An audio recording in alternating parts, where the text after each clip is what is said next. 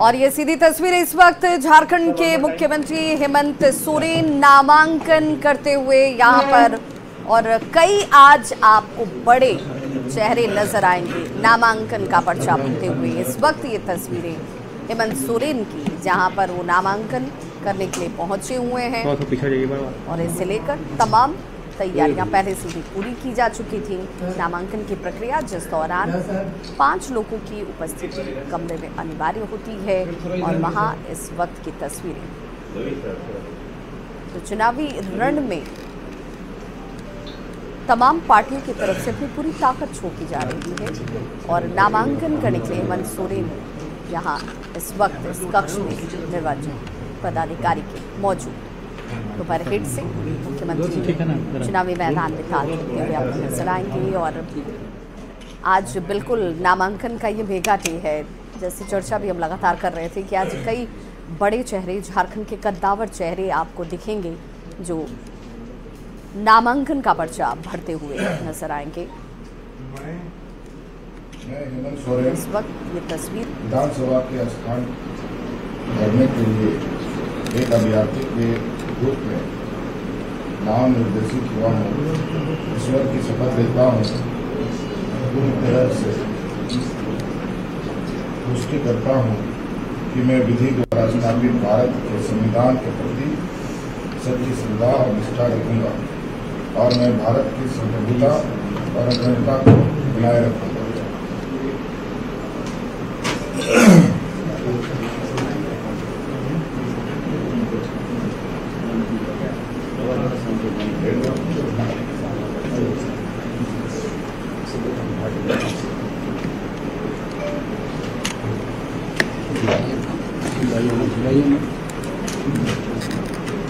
तो जेएमएम प्रत्याशी के तौर पर हेमंत सोरेन ने बरहेट से अपना नामांकन का पर्चा जो है वो भर दिया है, और आपको ये तस्वीर इस वक्त सीधी दिख रही होगी जहां पर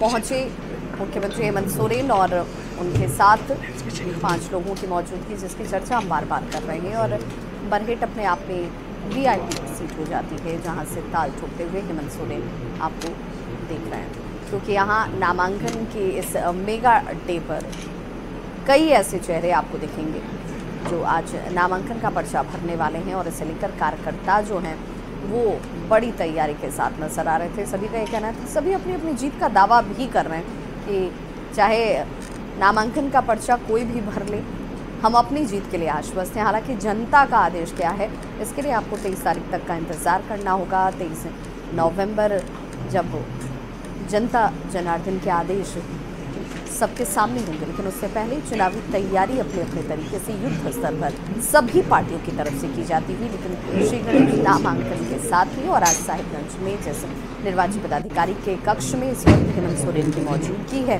बरहेट से उन्होंने अपना नामांकन जो है कर दिया है, और इसीलिए जिस प्रति को पढ़ते हुए खुद हेमंत सोरेन नजर आ रहे थे, संविधान क्या कहता है उसकी चर्चा की जा रही थी। झारखंड में 2 चरणों के चुनाव हैं, पहले 13 नवंबर को, दूसरा 20 नवंबर को, और 23 तारीख को मतगणना। और उससे पहले नामांकन की इस प्रक्रिया में शामिल होते हुए सभी वो चेहरे जो अपनी अपनी जीत का दावा कर रहे हैं, और झारखंड के लिए और जेएमएम के लिए खास तौर पर ये चुनाव बेहद महत्वपूर्ण हो जाता है। जेएमएम हालांकि ये कह रही है कि हमारे जितने भी कैंडिडेट को हमने चुनावी मैदान में उतारा है, उन सभी की जीत सुनिश्चित है, और एक बार फिर से झारखंड की जनता का जो आदेश है वो हमारे साथ होगा। हालांकि विपक्ष की तरफ से भी बार बार ये कहा जा रहा है कि भाई ये तो जनता तय करती है कि पक्ष में कौन होगा और विपक्ष में कौन होगा। झारखंड की जनता बदलाव चाहती है, और इसीलिए हम जब चुनावी मैदान में हैं तो यहाँ पर विजयश्री हमें हासिल होगी। लेकिन उसके लिए पहले ये नामांकन, और नामांकन की ही तस्वीर आप इस वक्त देख पा रहे हैं, जहाँ पर नामांकन का पर्चा हेमंत सोरेन की तरफ से भर दिया गया है। इस चुनावी समर की अगर बात करें तो खुद हेमंत सोरेन के साथ उनकी पत्नी जो हैं कल्पना सोरेन, वो भी चुनावी मैदान में हैं। लेकिन बरहेट से जेएमएम प्रत्याशी के तौर पर हेमंत सोरेन ने अपना नामांकन का पर्चा दाखिल कर दिया है, भर दिया है।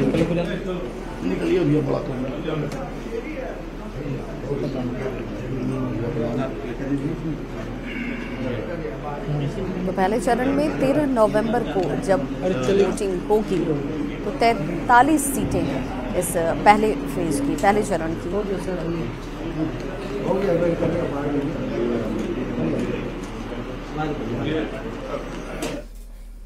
तो झारखंड के मुख्यमंत्री हेमंत सोरेन को देख रहे थे आप, जिन्होंने नामांकन का पर्चा बरहेट सीट से भर दिया है। रुक करेंगे बिहार की खबरों की तरफ। तो मुजफ्फरपुर से बड़ी खबर आ रही है। बागमती की उपधारा में नाव हादसा हुआ है, जहां पर नाव डूब गई। नाव पर उस वक्त बताया जा रहा है 9 लोग सवार थे, 7 लोगों को सुरक्षित बचा लिया गया। 2 लोग अब भी लापता हैं। 35 साल के संजीव राय लापता बताए जा रहे हैं। 11 साल की मुस्कान कुमारी लापता है। 7 लोगों को निकाला गया, जबकि 2 लोग इस वक्त भी जांच और खोज जो है इनकी की जा रही है। मवेशी के चारा लेने के लिए ये सभी निकले हुए थे, तभी नाव हादसे का शिकार हो गई और हड़कंप मच गया। औराई के फतेहपुर गांव की यह घटना है। तो औराई के फतेहपुर की यह घटना, ग्राउंड जीरो पर इस वक्त एसडीआरएफ की टीम की मौजूदगी, जो लगातार यहां पर छानबीन को लेकर अभियान चला रही है, क्योंकि 2 लोग लापता हैं और इन दोनों की तलाश युद्ध स्तर पर जारी है। लाने के लिए लोग बाग जाते हैं उस पार, ये गुजर बसर हो किसी तरह से, तो घास लाने के क्रम में मवेशी के चराई, हवा इतना तेज था कि नाव पलट गया और पलटने के क्रम में 7 आदमी मतलब कि बच गया और 2 आदमी का अभी तक पता नहीं है। और पटना से इस बीच बड़ी खबर, जहां बिहार छात्र संघ का राजभवन मार्च कारगिल चौक से जेपी गोलंबर तक यह मार्च पहुंचा, जहां बैरिकेडिंग कर पुलिस ने इन्हें रोका। पुलिस बल, वाटर कैनन का इस्तेमाल मौजूद। ये बीएड में अराजकता को रोकने की मांग इनकी है। एससी एसटी छात्रों को निःशुल्क शिक्षा देने की मांग ये लगातार कर रहे हैं।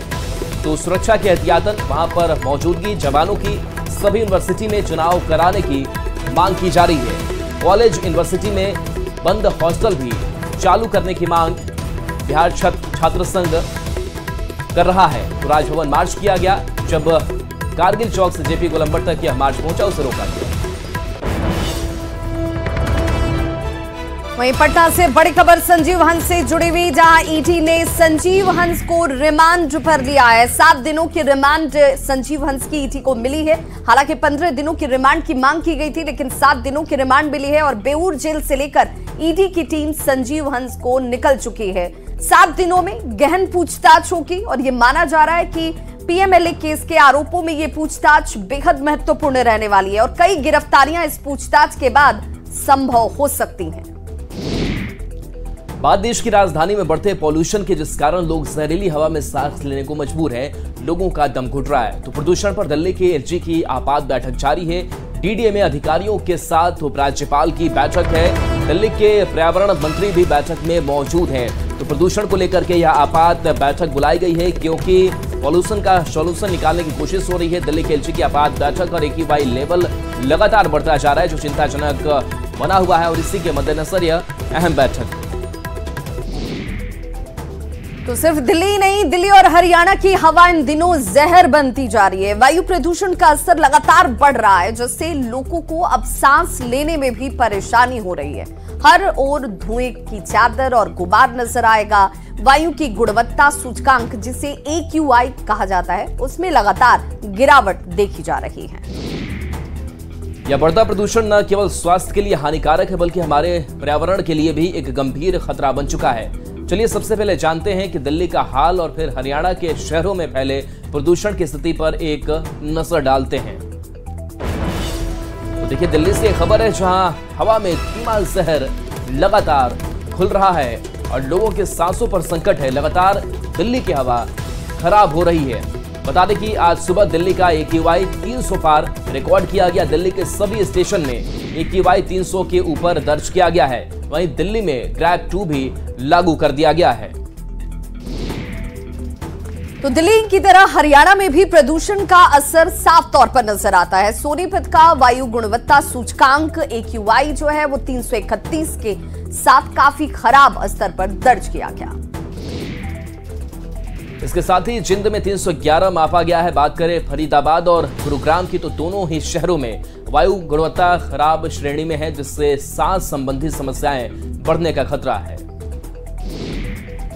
और अब बात दाना तूफान की, जो आज शाम तक ओडिशा पहुंच जाएगा, जिसे लेकर देश के कई राज्यों में अलर्ट जारी किया गया है। तो अंडमान सागर से उठा चक्रवाती तूफान दाना तेजी से बंगाल की खाड़ी की ओर बढ़ रहा है। आज तूफान गंभीर रूप लेगा और इससे लेकर कोलकाता और ओडिशा के तटों पर अलर्ट जारी किया गया है। एहतियात के तौर पर यहां पर टीमों की तैनाती है, लोगों को सुरक्षित स्थानों पर पहुंचाया जा रहा है।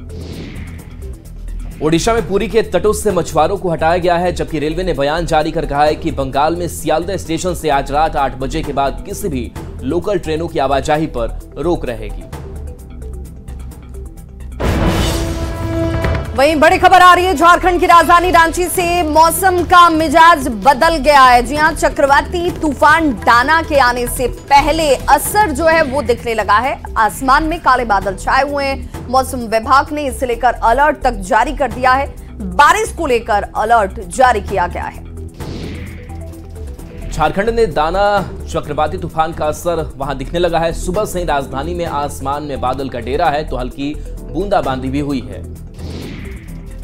तो जानकारी के मुताबिक गुरुवार ही पूर्वी पश्चिमी सिंहभूम और सरायकेला खरसावा में भारी बारिश होगी। तो वहीं रांची, खूंटी, सिमडेगा, गुमला और लोहरदगा के साथ हजारीबाग, बोकारो, कोडरमा, धनबाद में भी मध्यम या फिर कुछ स्थानों पर भारी बारिश हो सकती है।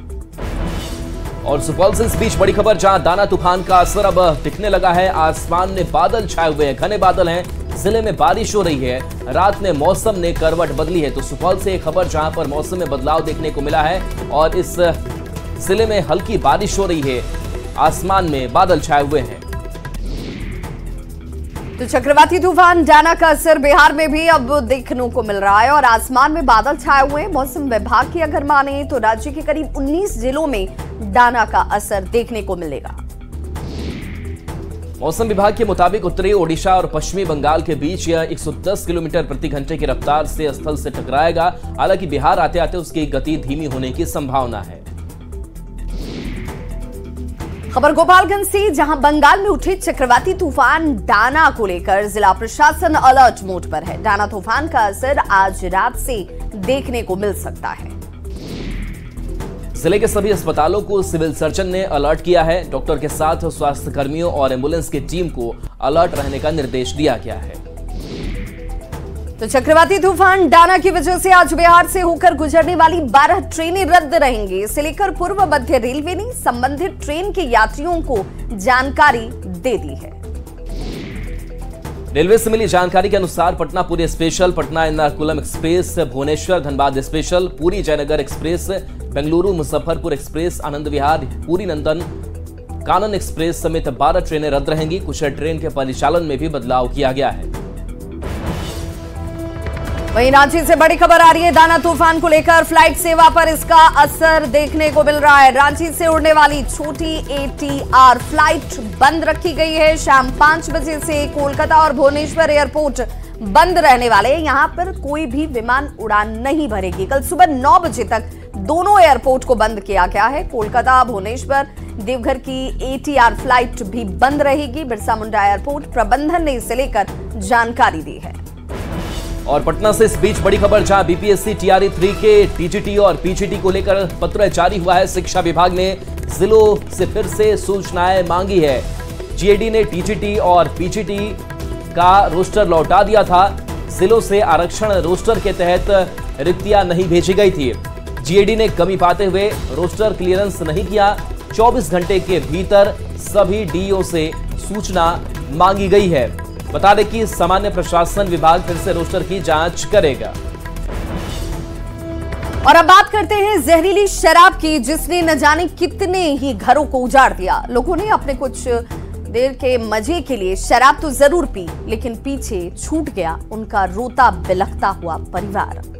तो बिहार में जहरीली शराब पीने से मौत लगातार जारी है। सिवान, मुजफ्फरपुर, छपरा और गोपालगंज में जहरीली शराब ने कई घरों को उजाड़ दिया है। मुजफ्फरपुर में संदिग्ध हालत में एक शख्स की मौत हो गई। जहरीली शराब पीने से मौत की आशंका जाहिर की जा रही है। हथौड़ी के डेहजीवर गांव में अब तक 2 लोगों की संदिग्ध मौत हो चुकी है। पहले श्याम सहनी और अब मुकेश सहनी की इलाज के दौरान मौत हो गई।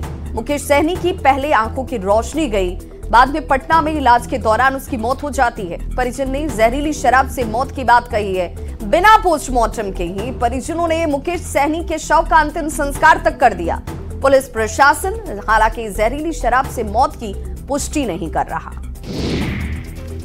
वहीं छपरा के मशरक थाना क्षेत्र के इब्राहिमपुर गांव में शराब पीने से बीमार एक और व्यक्ति की इलाज के दौरान मौत हो गई। मृतक का नाम मुमताज है। दोस्तों के साथ शराब पीने के बाद मुमताज को इलाज के लिए पटना पीएमसीएच में भर्ती कराया गया था, जहां उसकी इलाज के दौरान मौत हो गई।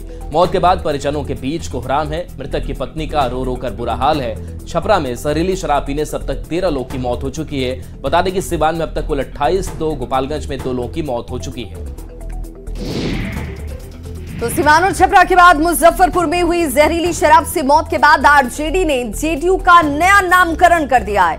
आरजेडी के मुख्य प्रवक्ता शक्ति यादव ने कहा कि जेडीयू का मतलब होता है जे से जहां, डी से दारू और यू से अनलिमिटेड।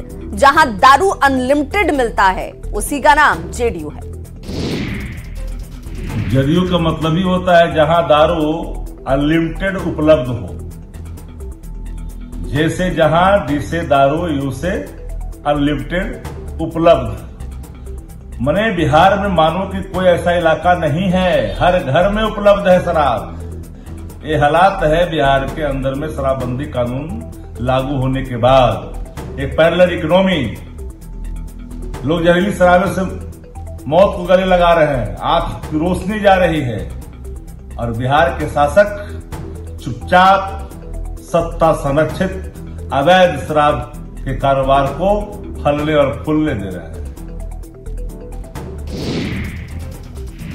गढ़वा जिला के रमना थाना क्षेत्र में पुलिस ने सामुदायिक स्वास्थ्य केंद्र के पास स्थापित चेक पोस्ट पर 2,39,870 रुपए की अंग्रेजी शराब जब्त की है। साथ ही 2 तस्कर करण कुमार और सनी कुमार को वाहन के साथ गिरफ्तार किया गया। तो पुलिस उपाधीक्षक सत्येंद्र नारायण सिंह ने प्रेस कॉन्फ्रेंस में जानकारी दी कि चेकिंग के दौरान संदिग्ध वाहन से शराब बरामद की गई है। एक संगठित गिरोह उत्तर प्रदेश से शराब झारखंड लाने की कोशिश कर रहा था। विधिवत जब्त बनाकर दोनों व्यक्ति को गिरफ्तार कर इस संबंध कार्रवाई की जा रही है। जब विदेशी शराब की कुल कीमत 2,39,870 रुपये है एवं वाहन का 24 लाख रुपये। जब शराब एवं वाहन दोनों को मिलाकर के कुल मूल्य होता है 26,39,000। और पटना से बड़ी खबर, जहां चाचा को हाईजैक किया गया। तेजस्वी यादव का यह बयान सामने आया। बीजेपी के ऊपर हाईजैक करने का आरोप लगाया। दरअसल तेजस्वी यादव ने कल झारखंड के चतरा में चुनावी सभा के दौरान बड़ा आरोप लगाया। उन्होंने आरोप लगाया कि उनके चाचा को बीजेपी वालों ने हाईजैक कर लिया है। लेकिन हमारे चाचा जो है मुख्यमंत्री को हाईजैक कर लिया भाजपा वाला सब। तो आप लोग सब लोग देख रहे, बीजेपी जो है लोकतंत्र को खत्म करना चाहता है, हमारे देश के संविधान को खत्म करना चाहता है, हमारा गंगा जमुनी जो तहजीब है, जो भाईचारा है, अमन शांति चैन को खत्म करना चाहता है। केवल हिंसा की बात करता है, तोड़ने की बात करता है, नकारात्मक काम करता है। हम लोग प्यार बांटने वाले लोग हैं। गया के बेलागंज विधानसभा उपचुनाव में आरजेडी से उम्मीदवार विश्वनाथ यादव ने नामांकन दाखिल कर दिया। बेलागंज उपचुनाव में 13 नवंबर को वोट डाले जाएंगे। नामांकन के बाद आरजेडी उम्मीदवार ने कहा कि वे युवा हैं और युवा का उल्टा होता है वायु। विश्वनाथ यादव ने कहा कि वायु जब तेज चलता है तो आंधी हो जाती है और तेज आंधी में सब उड़ जाते हैं। मुद्दा विकास का है, मुद्दा शिक्षा का है और मुद्दा जो है बेरोजगारी का है। मुद्दा हमारे बेलागंज विधानसभा में सुख और शांति का है। इन्हीं मुद्दों पे हम लोग चुनाव लड़ेंगे और बाकी आपके सामने है। और बड़ी खबर इस वक्त झारखंड से कल्पना सोरेन ने नामांकन किया है। गांडे से जेएमएम उम्मीदवार हैं कल्पना सोरेन और उन्होंने भी आज अपना नामांकन कर लिया है। कल्पना सोरेन के नामांकन का इंतजार किया जा रहा था, लेकिन बड़ी खबर ये कि गांडे से जेएमएम उम्मीदवार के तौर पर कल्पना सोरेन ने अपना नामांकन का पर्चा भरा, जिसकी तस्वीर इस वक्त आप देख रहे हैं। अब बात करते हैं नेताजी की दबंगई की खबर बेतिया से, जहां मेहदियाबारी में बिजली विभाग की टीम के साथ जनसुराज पार्टी के एक नेता ने दबंगई की है। जानकारी के मुताबिक जनसुराज के नेता राजकिशोर चौधरी स्मार्ट मीटर लगाने गए जेई के साथ मारपीट करके उनको कमरे में बंद कर दिया, जिसे लेकर पीड़ित जेई ने थाने में नेता राजकिशोर चौधरी समेत 2 लोगों पर एफआईआर दर्ज करवाई है। विभाग ने इस पूरे मामले का वीडियो भी पुलिस को सौंपा है और फिलहाल पुलिस अपने मामले की जांच की बात कह रही है। बेगूसराय से इस बीच बड़ी खबर, जहां शिक्षकों की गुंडागर्दी देखने को मिली है। महाविद्यालय के शिक्षकों ने गुंडागर्दी की है। 4 छात्र के साथ लाठी डंडे से पिटाई की गई है। विश्वविद्यालय के शिक्षकों पर यह आरोप है गंभीर हालत में छात्रों का सदर अस्पताल में इलाज जारी है। एक दिव्यांग छात्र के बदले परीक्षा देने की वजह से शिक्षकों ने पिटाई कर दी। नगर थाना क्षेत्र के एमआरजेडी कॉलेज का यह मामला सामने आया है। वहीं बड़ी खबर साहिबगंज से आ रही है, जहां पर जिला परिषद के उपाध्यक्ष के घर ईडी का छापा पड़ा है। सुनील यादव के घर पर यह छापेमारी, आज राजमहल से निर्दलीय नामांकन वो करने वाले हैं। बता दें कि 1000 करोड़ के खनन घोटाला मामले में फरार ये चल रहे थे। आरोपी दाऊ यादव के भाई हैं सुनील यादव। शोभापुर भट्टा में सुनील यादव के घर पर ईडी की टीम पहुंची और करीब आधे घंटे तक रुकी और फिर वहां से टीम निकल चुकी है। और चलिए न्यूज़ 18 बिहार झारखंड पर खबरें आपके लिए लगातार जारी है।